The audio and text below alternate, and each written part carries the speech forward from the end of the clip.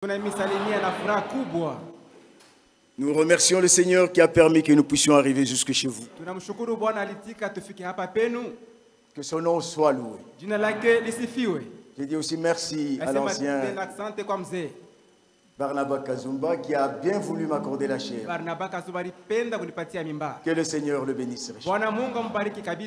Et qu'il bénisse chacun d'entre vous au nom de Jésus-Christ. Je vous apporte les salutations de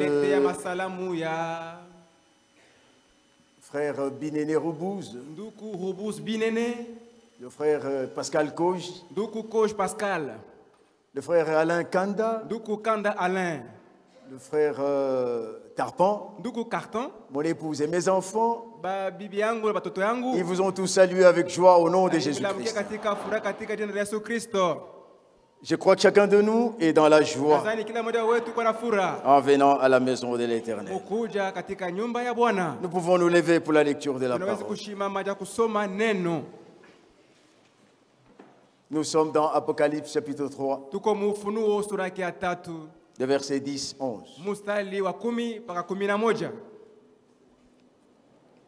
Et puis nous allons lire Philippiens chapitre 1. Prions le Seigneur. Maisha ya Mukristu duniani ni maisha ya masumbuko sana, kujitoa kukimbia vya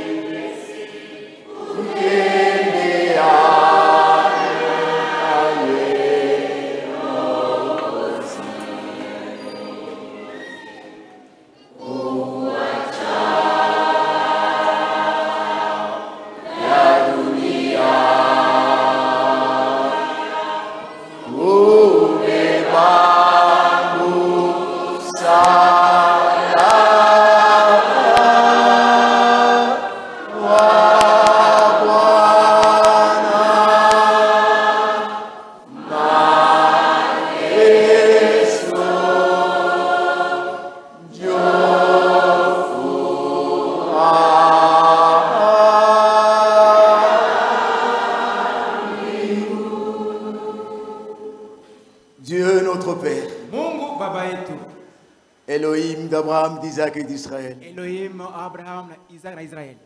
Nous te disons merci ce soir parce qu'il t'a plu de nous réunir autour de ta parole. Merci Père d'avoir rendu cela possible. Parle-nous maintenant, Père, comme un père parle à ses enfants.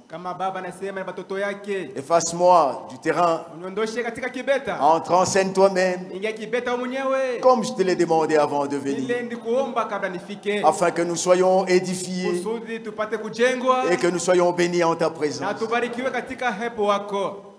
Merci Père pour tout ce que tu feras pour nous. Ouvre nos cœurs afin que nous puissions recevoir ta parole telle que tu vas nous l'envoyer, Seigneur. Et comme étant pas la parole d'un homme, mais que nous puissions la recevoir comme étant ta parole à toi, Seigneur. Accorde-le nous, Père, puisque je te le demande au nom de Jésus-Christ. Amen. Tel que nous sommes, nous lisons Apocalypse 3. Le verset 10-11. Puisque tu as gardé la parole de la persévérance en moi,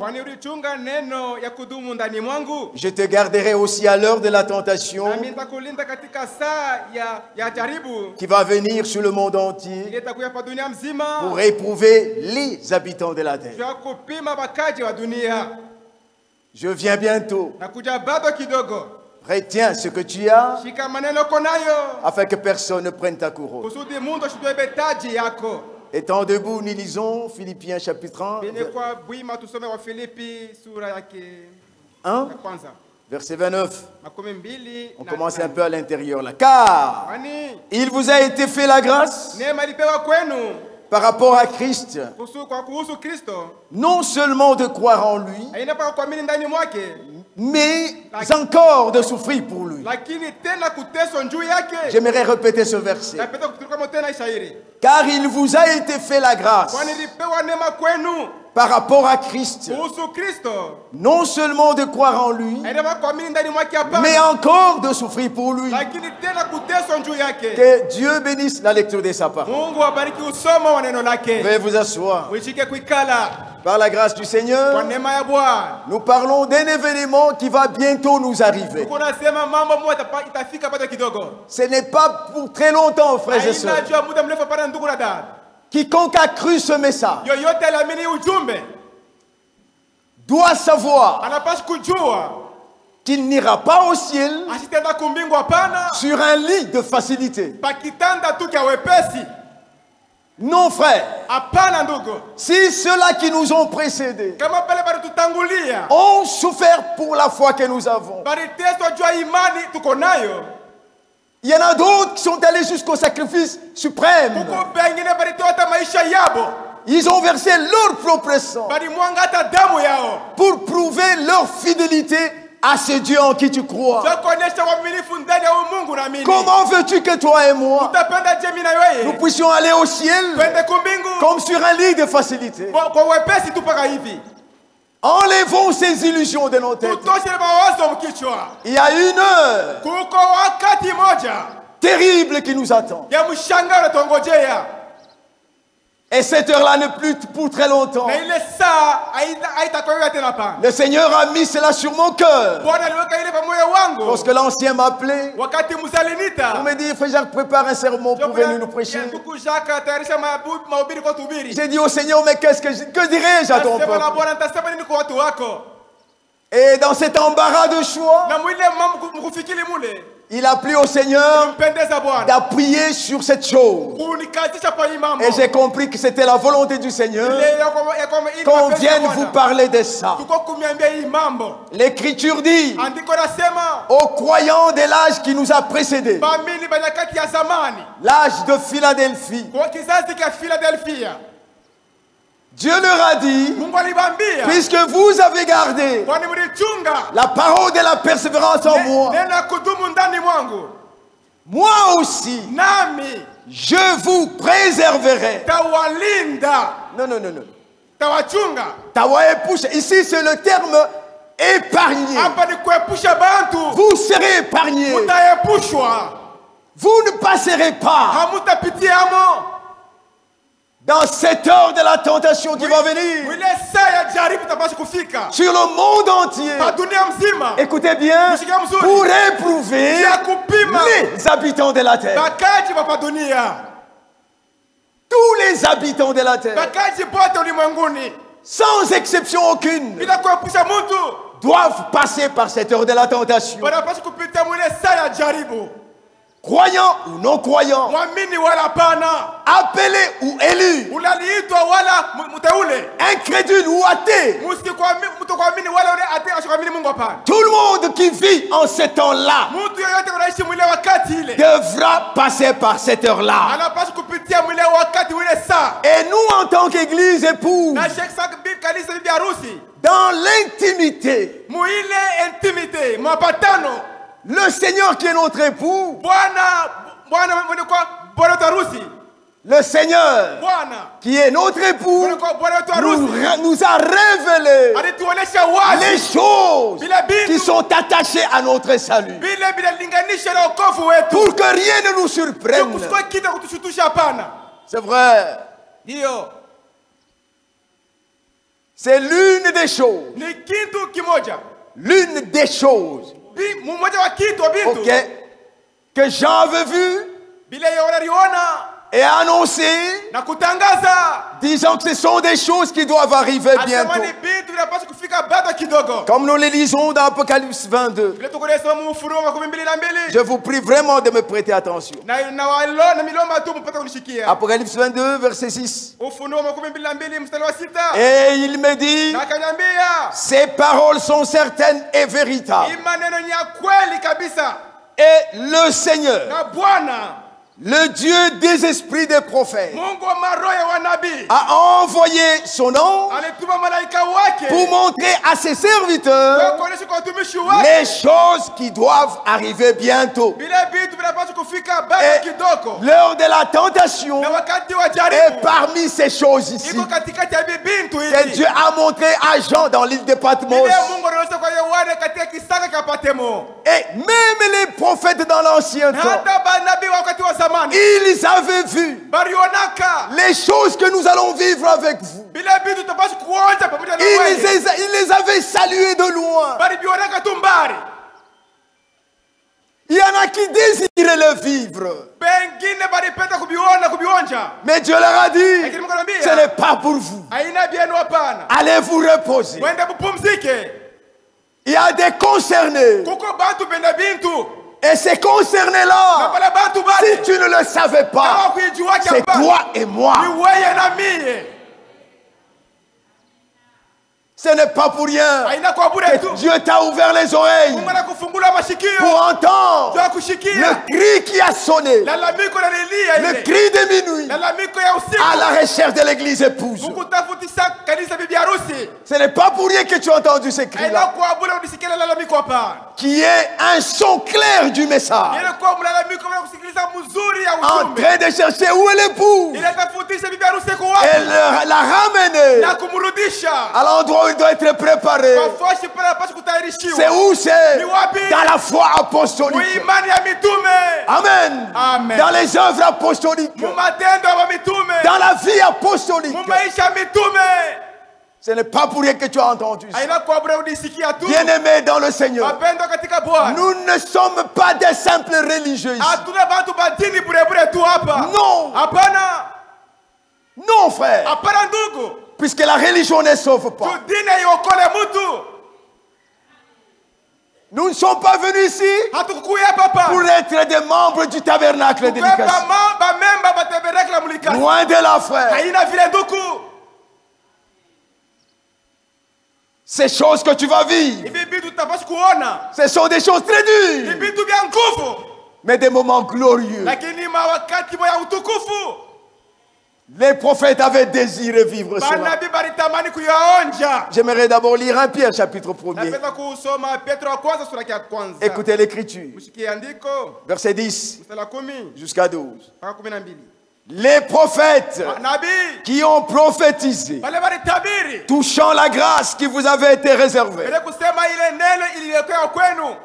Ces prophètes-là ont fait de ce salut l'objet de leurs recherches et de leurs investigations, voulant sonder l'époque. L'époque et les circonstances marquées par l'Esprit de Christ qui était en eux et qui attestait d'avance les souffrances de Christ. Et écoutez la suite. Et la gloire dont elle serait suivie. Christ n'a pas souffert en vain.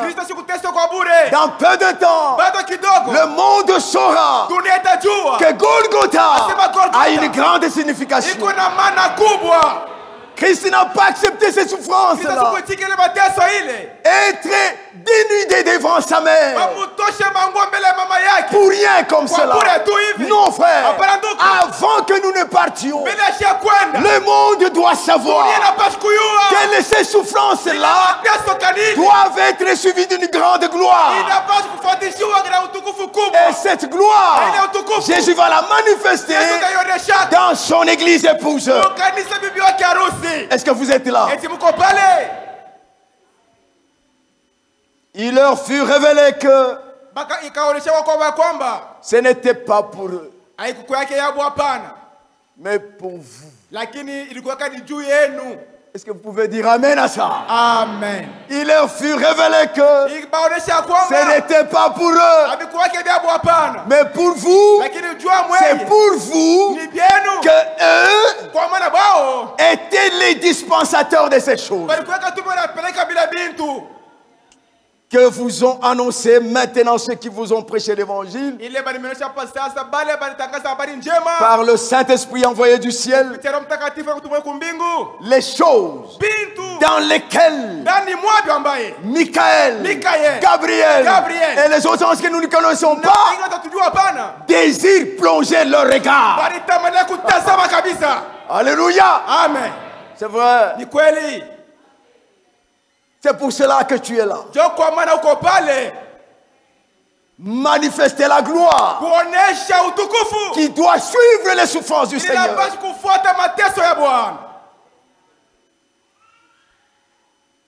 Ils ont désiré le vivre, mais ils n'ont pas pu les vivre. Ce sont des choses qui doivent arriver bientôt. Nous sommes entourés de d'une nuée de témoins. Une nuée de témoins nous entoure. Des gens qui ont cru en ce Dieu. Mais ces gens-là, ils ont salué ces choses de loin. Ils les ont saluées de loin. Ils n'ont pas vécu ça, puisque cela a été réservé à nous. J'ai lu dans Hébreux 11, verset 13.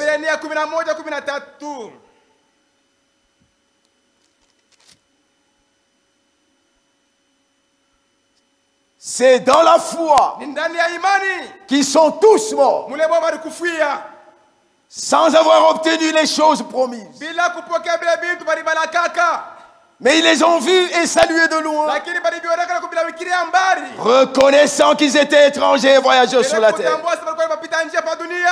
Verset 39. Tout cela, à la foi desquels il a été rendu témoignage, n'ont pas obtenu ce qui leur était promis, Dieu ayant en vue quelque chose de meilleur pour nous. J'aimerais que l'église soit déjà là. Tout cela, à la foi desquels il a été rendu témoignage, ils n'ont pas obtenu ce qui leur avait été promis. Pourquoi? Dieu ayant en vue quelque chose de meilleur pour nous, afin qu'ils ne parvinssent pas sans nous à la perfection. Bien-aimés dans le Seigneur, nous sommes la génération finale. Je le crois de tout mon cœur. Et cela est la vérité. Nous sommes la génération finale. C'est nous qui expérimenterons bientôt les derniers événements prophétiques. Amen. De l'histoire de l'église épouse sur la terre. C'est toi et moi. C'est nous qui verrons bientôt là la pierre de fête descendre. Alléluia. Amen. Vous connaissez la pierre de fête? C'est la tête de l'église qui est Jésus-Christ lui-même. C'est nous qui verrons cette pierre de fête descendre. Ce que je vous dis ici, ce ne sont pas mes paroles à moi, Jacques. Dans notre génération ici, Dieu les a prononcées dans une assemblée comme la nôtre ici. Je vais vous lire ça. Nous n'annonçons pas des histoires imaginaires. Non. Si tu ne le crois pas, parce que tu ne veux pas te convertir. Non. Si tu ne le crois pas, parce que tu ne veux pas te convertir. Non. Sois avec moi, interprète. Si tu ne crois pas que c'est toi à qui ces choses sont réservées, Et la raison pour laquelle tu ne crois pas, c'est parce que toi-même, tu ne veux pas te convertir. Tu seras bientôt étonné. Tu ne seras pas concerné. Comme le dit l'Écriture, soyez étonnés et partez. Parce que ça ne vous concerne pas. Ça concerne le véritable croyant. Nous sommes cette génération qui va voir la pierre de fête descendre sur la maison église. Oui, c'est nous que le Seigneur va amener bientôt à la perfection. Nous verrons ça dans notre vie chacun. Ce message n'échouera jamais. Ce message va nous amener à la perfection. Nous le verrons parce que cela va, ça va s'exécuter en nous.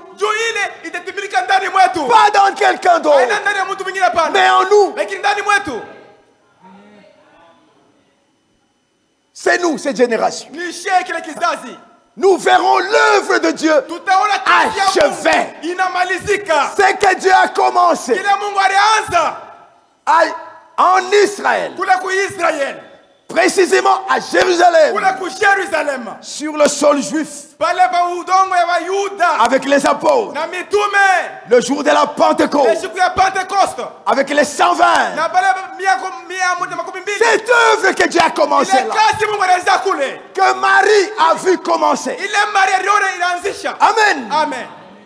Cette œuvre-là, toi et moi, nous la verrons achevée. Eux ont vu les commencements. Alléluia. Toi et moi, il nous a été réservé de voir l'achèvement. Il faut le croire. Cela va influencer ta vie.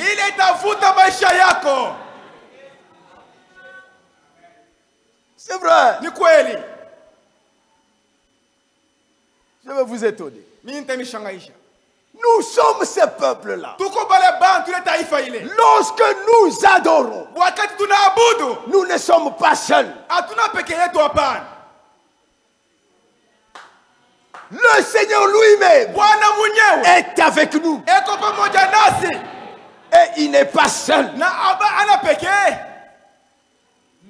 Depuis le mois de mars 1963, lorsque l'agneau au ciel s'était levé pour ouvrir le livre de la rédemption qui était dans l'arche de l'alliance devant Dieu, depuis ce jour-là, quand l'église épouse est réunie,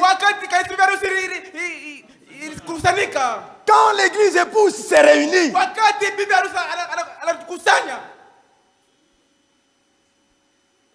l'arche de l'alliance du ciel qui a été ouvert au mois de mars 1963. Cette arche-là, pendant que je parle, il est au milieu de nous. Nous ne nous réunissons pas seuls. Et la présence de cette arche de l'alliance au milieu de nous, un arche ouvert et dont le livre a été ouvert, cette présence-là influence nos vies chaque jour. Nous sommes différents des méthodistes. Nous sommes différents des catholiques. Nous sommes différents des kimbanguistes. Ajoutez ce que vous connaissez là. Nous sommes un peuple particulier. Un peuple choisi. Une nation sainte. Un sacerdoce royal. Alléluia. Un peuple acquis.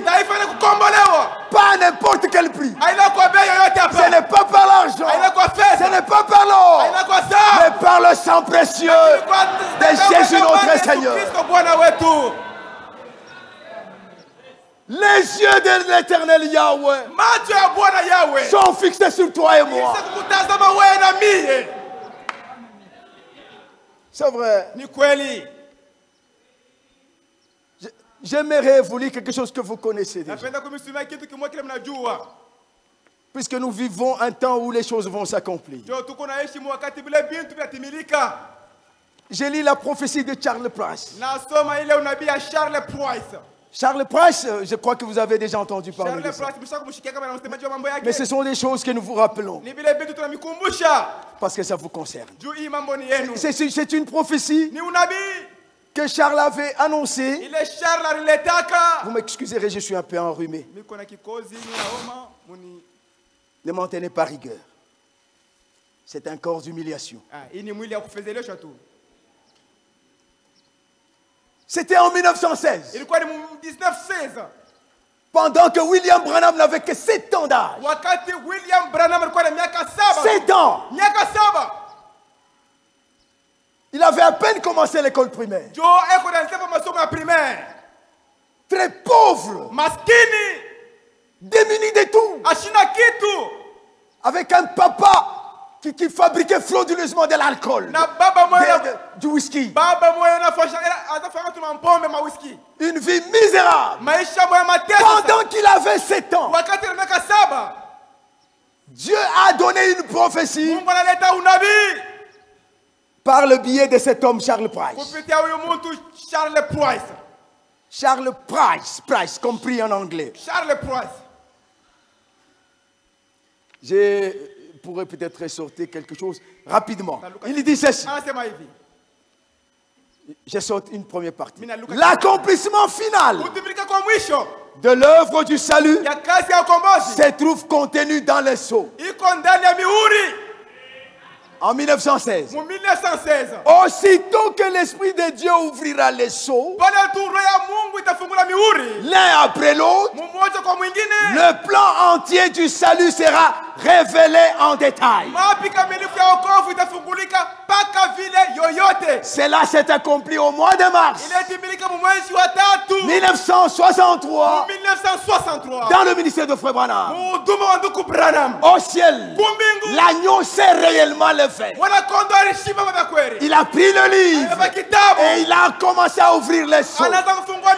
Il ouvre le premier sceau. Quand il ouvre, l'ange de l'Éternel descend sur la terre dans le bureau de Frère Branham et il lui donne la révélation de ce mystère-là. Jour après jour, jour après jour, jusqu'au 6e sceau, arrivé au 7e, l'agneau ouvre. Il ouvre le sceau. Mais sur la terre, rien n'a été donné comme révélation. L'ange est descendu, mais il n'a rien dit et il est parti. Cette chose, Charles Price en avait parlé avant, en 1916. Dans l'ouverture du mystère du salut, en Christ, dans ce mystère-là, se déploie l'insondable sagesse de Dieu. Au chercheur, au chercheur, un seul, qui en sera digne.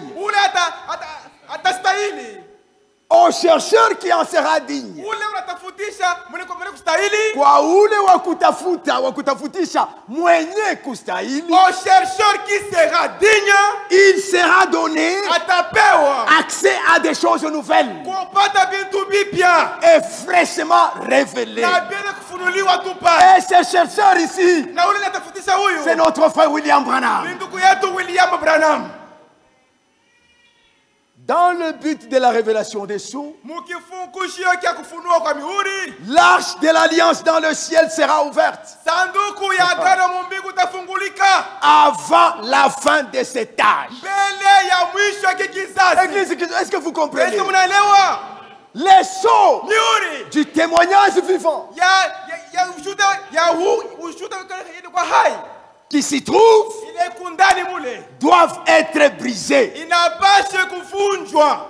L'arche de l'alliance qui est dans le ciel se trouvera présent au milieu des pures vierges de l'église. Et cela influencera leur vie. Alléluia. Amen. Un jour, dans le Branham Tabernacle, cette arche est descendue. Je voyais cette photo-là il y a des années. Des fois quand on était à Kampumpi, ou bien, oui, le temps qu'on venait dessoucher ce terrain. Je suis l'un de ceux qui ont dessouché ce terrain pour construire ce terrain.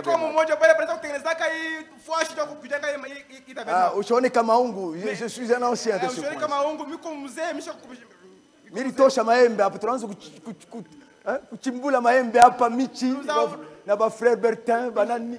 Nous avons dessouché son terrain. Pendant ce temps-là, je voyais cette photo mais je ne la vois plus. C'est pas qui là. On avait pris une photo au Branham Tabernacle où il y avait une partie de l'arche de l'Éternel qui était descendue. Et quand elle est descendue, les fleurs qui étaient devant avaient poussé et grandi sur place.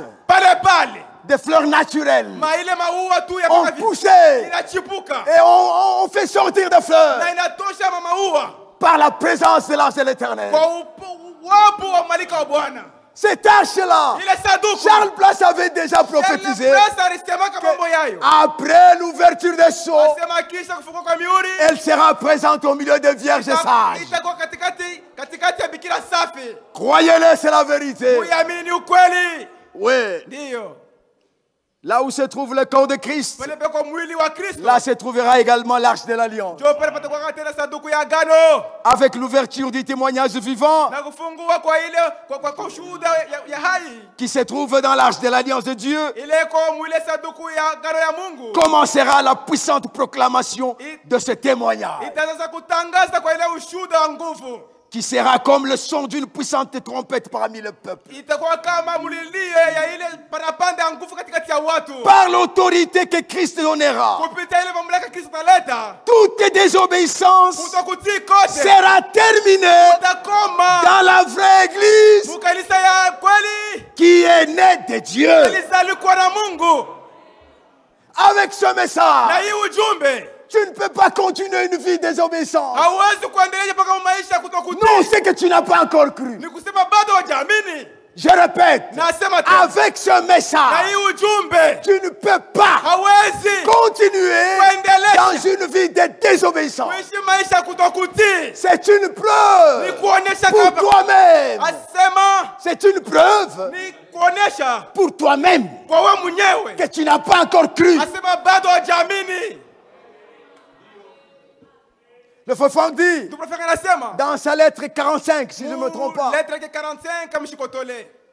la grâce de Dieu met fin à la désobéissance.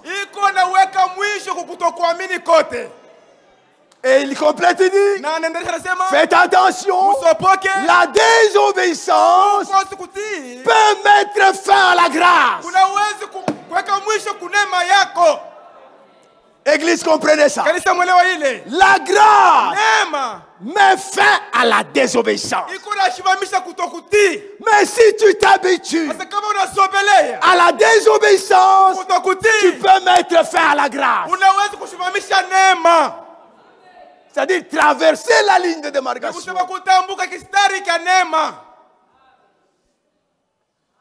Mais avec l'ouverture des sceaux, Dieu nous révèle son plan de salut. Tous les mystères écrits révélés, toutes les promesses de Dieu rendues claires, ce qui nous attend, nous le savons. Là où nous allons, nous savons c'est où. Frère, avec cela, tu ne peux pas continuer avec la désobéissance. Non, frère.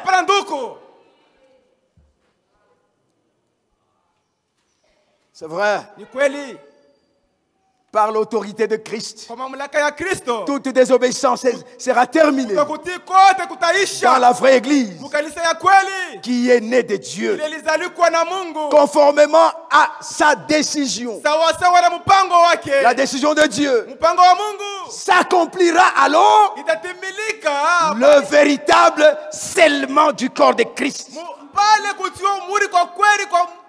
Le baptême du Saint-Esprit, même aujourd'hui, tu peux l'avoir.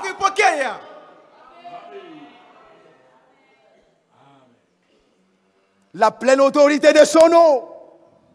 La pleine autorité de son nom leur sera accordée afin qu'ils puissent accomplir la mission qu'ils auront reçue. Oh Église, permettez-moi d'ouvrir une parenthèse. Il y a eu deux grands ministères pour l'achèvement de l'œuvre. Et ces deux grands ministères se sont déjà réalisés. Et même les gens qui ont fait ce ministère-là, chacun est rentré à la maison. Malachie chapitre 4, 5-6. Le frère Branham, comme le prophète de l'âge, il est venu, il a donné la parole, on a emmagasiné la parole, et il est parti. Dieu a suscité un autre, une grande tâche. Selon Matthieu 24, 45 à 47. Sous nos yeux, nous l'avons vu travailler. J'étais ici dans ce tabernacle en 2004, alors que je venais pleurer ma mère venant du Kazaï. Nous avons eu la grâce ici de recevoir cet homme-là, le frère Franck, ici dans ce tabernacle. Qui était là?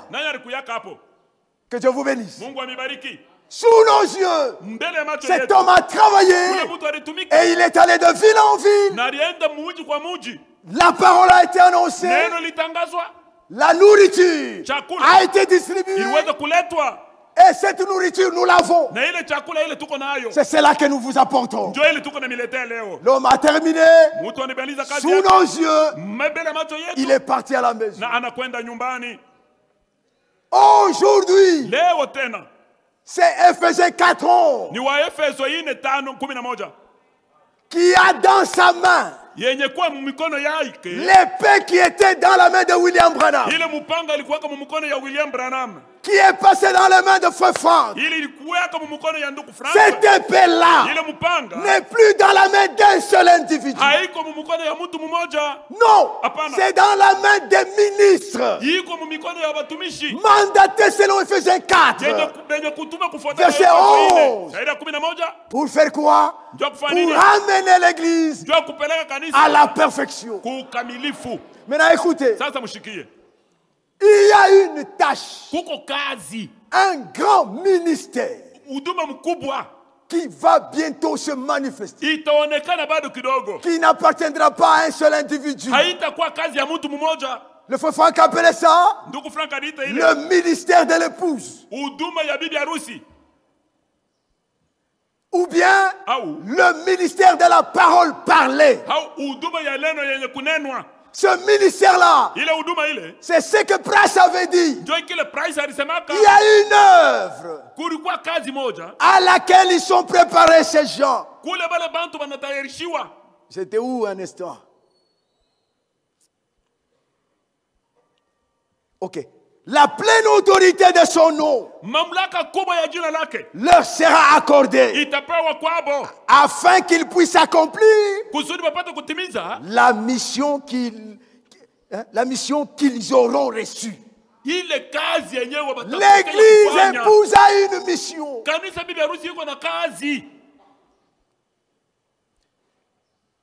Frère Branham me disait, je peux mourir d'une manière ou d'une autre, mais je sais que je ne mourrai pas de la vieillesse. Même si je mourrais, ce message présentera Christ itaonyesha Kristo au monde. Kwa dunia. Alléluia. Amina. Ce message présentera Christ au monde. Nous avons la mission, comme étant épouse du Seigneur, de présenter Christ au monde, de manière que le monde sache que Jésus-Christ est le même hier, aujourd'hui et éternellement. Frère, n'inventez rien. Nous savons que Dieu fait des miracles. Il en fait comme il le veut et quand il le veut. Mais n'inventez rien. Ne nous créez pas une atmosphère charismatique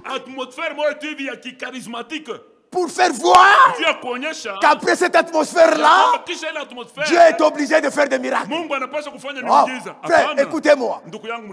Il y a des miracles qui accompagnent Dieu seulement quand lui-même entre en action.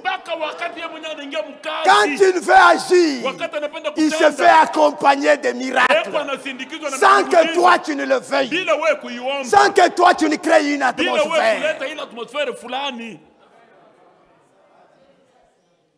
N'inventez rien. Tu peux venir nous dire ici. Si Dieu est avec nous, où sont les miracles dont on avait entendu parler? C'est bien, c'est l'écriture. Il est le même, il le fait. Il est le même. Il doit le faire même aujourd'hui. Il y a des gens qui font des déclarations. Il doit le faire même aujourd'hui. Tu nous dis tout ça. Tu sautes, tu transpires, tu sors de la chair. Aucun miracle.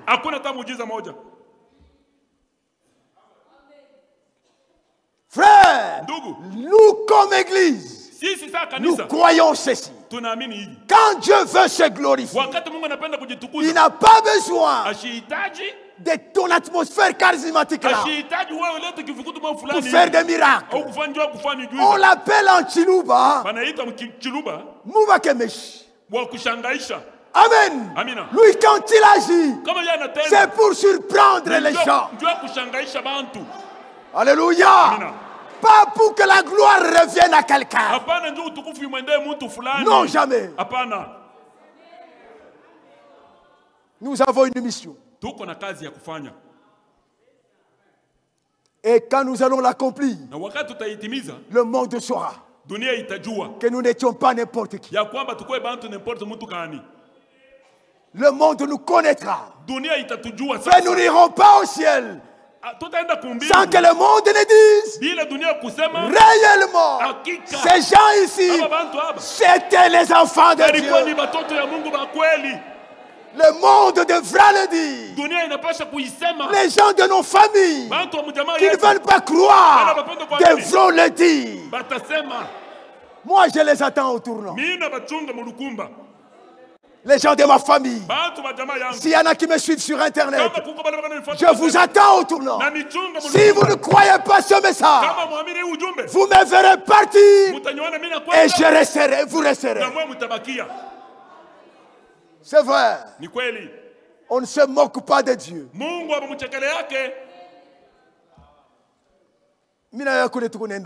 Je sais là où nous allons avec vous. Ok, là je peux terminer. Je voulais dire que l'arche de l'alliance est au milieu de nous. Oui, nous sommes ce peuple-là. C'était pour amener chacun de nous à se croire. À croire ce qu'il est. Oui, Dieu l'avait même confirmé un jour dans l'assemblée de Frère Franck, alors qu'ils étaient réunis comme nous sommes réunis là. Lisez ça dans la lettre circulaire numéro 6. À la page 10. C'est en rapport avec l'ange de l'Apocalypse chapitre 14.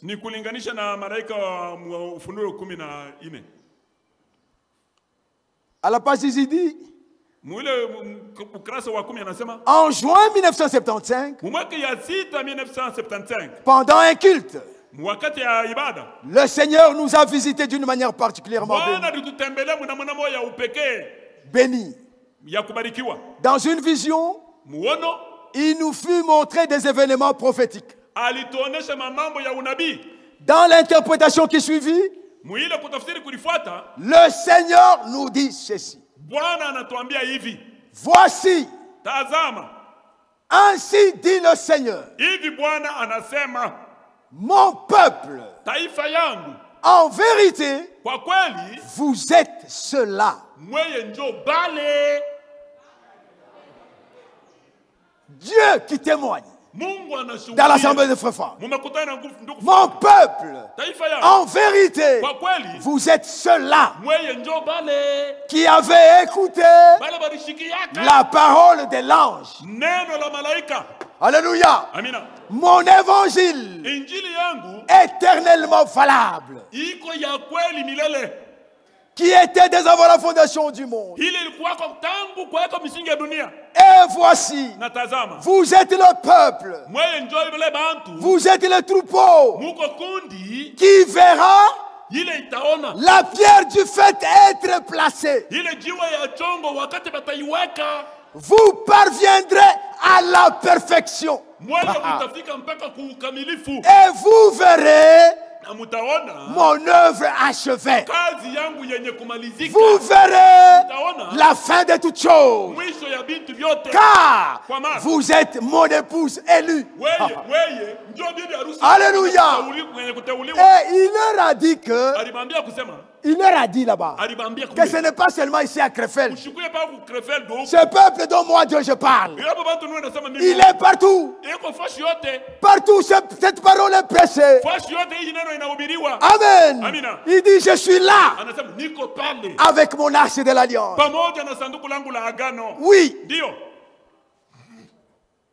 C'est vrai.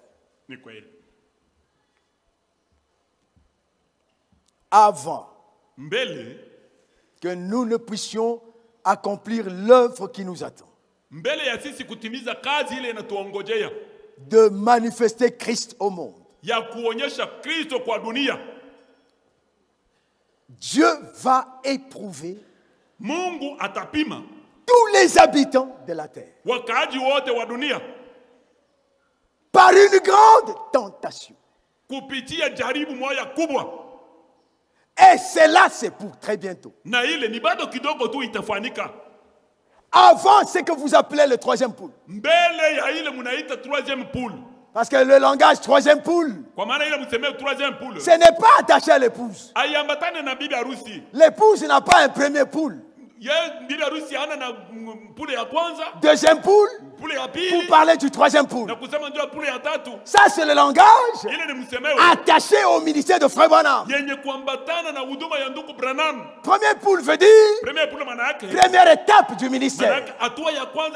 Deuxième poule veut dire deuxième étape du ministère. Et troisième poule, c'est la troisième étape de son ministère. L'église n'a pas les trois poules là, non. C'est par comparaison de ce que nous allons faire et de ce qui est arrivé dans les troisième poules de Branham que nous parlons comme des hommes, disant que l'église attend son troisième poule. La Bible n'a même pas ce langage-là. Mais la chose est dans la Bible. Comment est-ce que la Bible l'appelle? Ce travail qui t'attend de manifester Christ au monde. La Bible appelle ça la pluie de l'arrière-saison. Oui, ce qui arrivera lorsque cette pluie tombera, c'est ce qui est arrivé dans le ministère de Frère Branham, dans son troisième poule. Est-ce que l'église m'a compris? Pour nous, c'est la pluie de l'arrière-saison. Quand elle tombera, l'épouse va manifester son ministère. Alléluia. C'est vrai. Avant que nous ne fassions ça, dans peu de temps, il y a une heure que la Bible appelle l'heure de la tentation. Nous n'irons pas au ciel, comme je l'ai dit, sur un lit de facilité, sans être éprouvés par Dieu. Si tous les croyants de l'ancien temps ont été éprouvés, comment toi, ta foi ne sera pas éprouvée?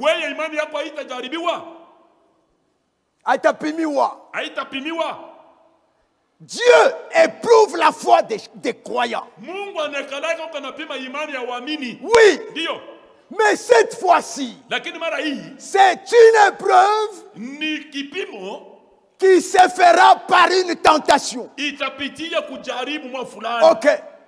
Il y a une grande différence entre une tentation et une épreuve. Je n'ai pas le temps d'entrer vraiment en détail de ça. Sachez seulement que le tentateur, ce n'est pas Dieu. Dieu ne tente jamais quelqu'un. Et il n'a jamais tenté quelqu'un. Comme Jacques le dit. Si quelqu'un est tenté, il est amorcé par sa propre convoitise. Le tentateur, c'est Satan. Le tentateur, c'est ton corps là. Oui. C'est passion. C'est les passions de ton corps. Les désirs de ton corps. Mon frère, ma soeur, sont toujours contraires aux désirs de la parole. Que tu le veuilles ou pas, c'est la vérité. Le corps, même quand il est assis ici, ce n'est pas de lui-même qu'il est venu. C'est l'homme qui est à l'intérieur, qui a faim et soif d'écouter la parole. C'est cet homme-là, comme il a été fort aujourd'hui, il a traîné ce corps et il a fait asseoir là. Le jour où tu feras beaucoup nourrir ton corps que ton âme, ton corps va te garder à la maison. Ce sont les deux chiens dont Frère Branham a parlé. Le chien noir et le chien blanc qui se combattent. Donc notre corps, c'est le deuxième tentateur. Le premier, c'est Satan. Le deuxième, c'est ton corps. Amen. Il y a des écritures pour ça. Mais Dieu, lui, éprouve la foi. Quand Dieu éprouve, c'est pour agrandir la foi. Mais quand le diable tente, quand le corps te tente, c'est pour te faire tomber dans la foi. C'est vrai. Le tentateur a un objectif, t'amener en dehors de la parole. Dieu a un objectif, t'enraciner dans la foi. Quand il t'éprouve, c'est pour que ta foi soit vraiment solide. Maintenant devant nous ici, Dieu va éprouver tous les habitants de la terre en lâchant Satan.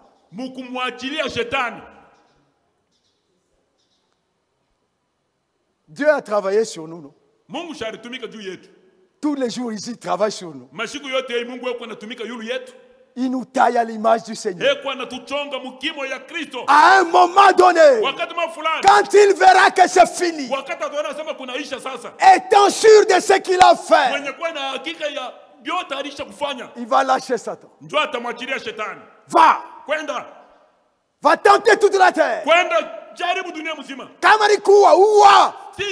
C'est-à-dire, amène dans l'enfer. Si tu es fort, va sur tous les habitants de la terre. Va les tenter. Le diable, c'est pas un petit garçon. Non, frère. Lorsque Dieu lui avait permis de toucher Job,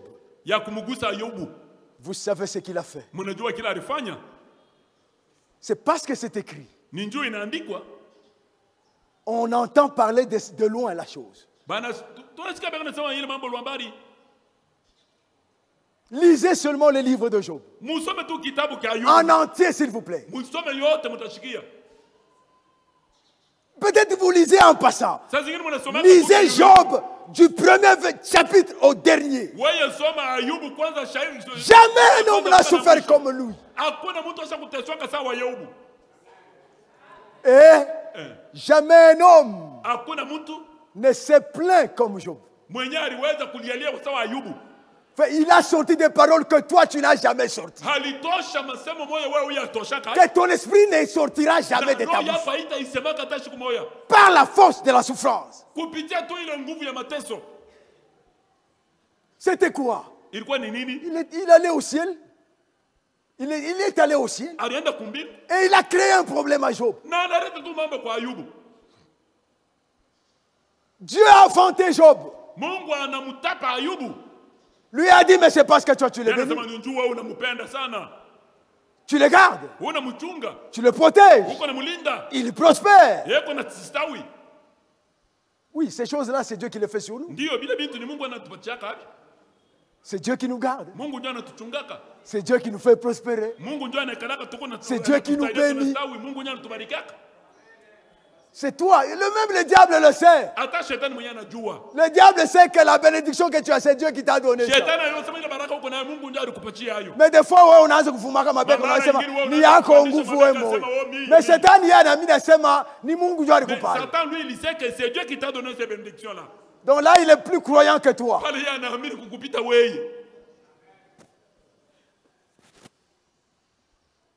Il dit, permets seulement que je le touche. Dieu dit, va, mais ne touche pas son âme. Le diable n'est pas venu cajoler Job. C'était pour l'amener à insulter Dieu. Il ne jouait pas. Mais pour Dieu, cette tentation-là, c'était une épreuve pour Job. Dieu éprouvait Job par une tentation de Satan. C'est exactement ce qui va t'arriver. Toi et moi, en tant qu'église du Seigneur, le diable aura l'autorisation de venir nous tenter. Oh. Un temps vient où chaque croyant doit prouver sa fidélité à Dieu et sa fidélité à la parole. L'heure vient où tu dois prouver ta fidélité à Dieu et à sa parole. Devant quoi? Devant une chose qui n'est pas facile. La tentation qui vient. Laissez-moi vous dire déjà, aucun croyant derrière nous ne l'a vécu. Même pas les apôtres. Oui, je vous l'ai dit.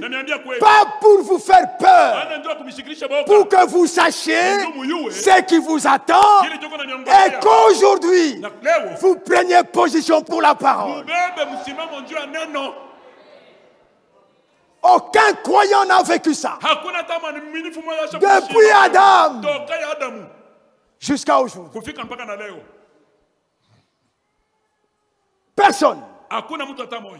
Vous avez entendu dire, les apôtres ont souffert. Paul, on l'a scié.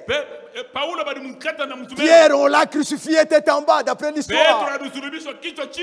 D'après l'histoire. Jacques, on l'a tué par l'épée, par le roi Hérode.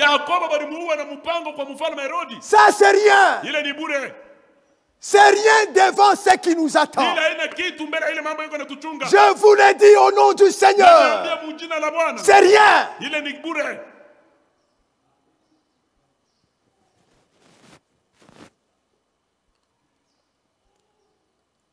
Je suis croyant du message. Je crois le message. Et tu viens ici, comme tu veux, quand tu veux.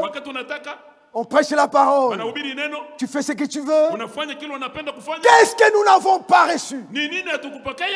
Toute la parole nous a été révélée. Aux gens de Philadelphie, il a été dit, garde ce que tu as, afin que personne ne prenne ta couronne. Eux avaient une portion de la parole. Depuis l'âge d'Éphèse jusqu'à l'âge de Philadelphie.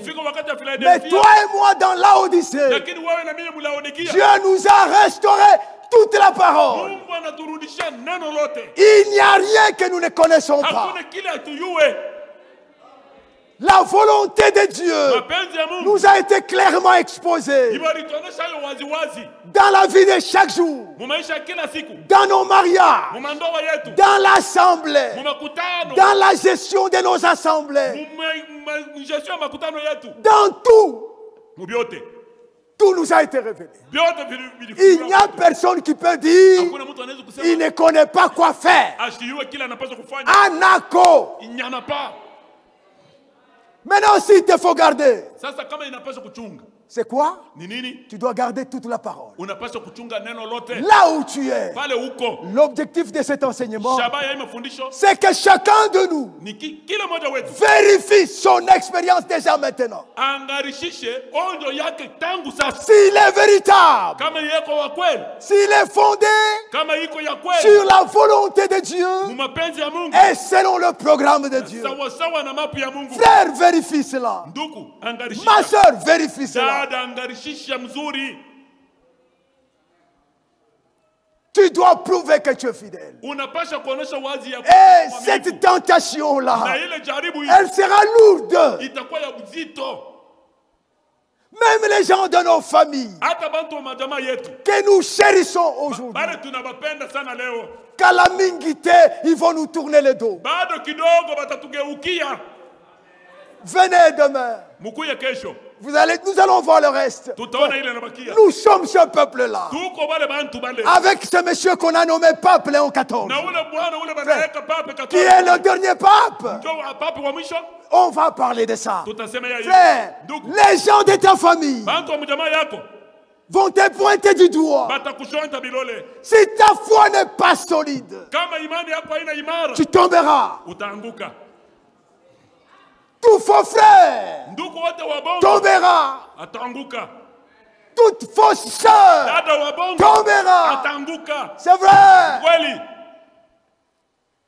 Chacun doit prouver comment il est fidèle à Dieu.